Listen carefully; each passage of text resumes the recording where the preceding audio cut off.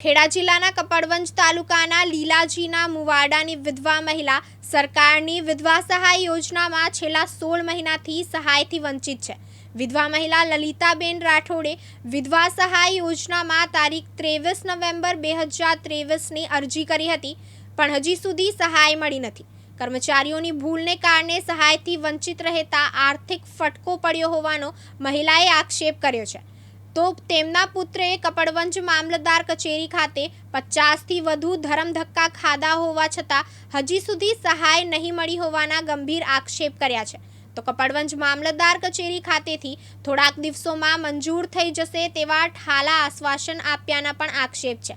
કેટલાક વિભાગના અધિકારીઓ અને કર્મચારીઓની બેદરકારીને કારણે સમયમર્યાદામાં કામ ન થતાં પ્રજા હેરાન પરેશાન થઈ રહી છે।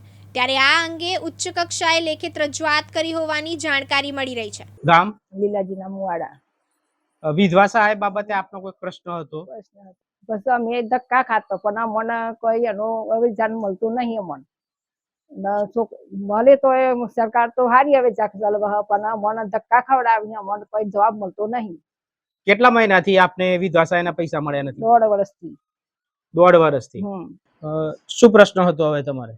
અમારો પ્રશ્ન એ હતો, મારા મારા પપ્પા ઓફ થઈ ગયા પછી ફોર્મ ભરાઈ હતી વિધવા સહાયનું, તે 1.5 વર્ષથી ભરાય, તે કોઈનો જ વિધવા સહાય અમને મળી નથી।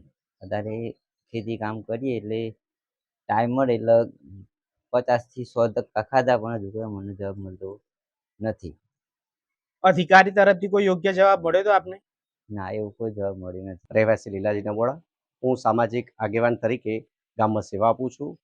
અમારા ગામના લલિતાબેન રમણભાઈ રાઠોડ આશરે 1.5 વર્ષ પહેલાં એમના પતિ ગુજરી ગયા હતા।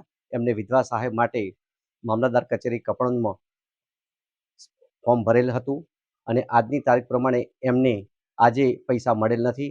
આજે મામલતદાર કચેરીએ જઈ ખાતરી કરતા એમને 30/1/2025 એટલે કે 2 મહિનાના પૈસા મળવાના છે એવી માહિતી મળેલ છે, પણ એ બેનને 1.5 વર્ષ બાકીના 12 મહિનાના પૈસા આજ દિન સુધી મળેલ નથી।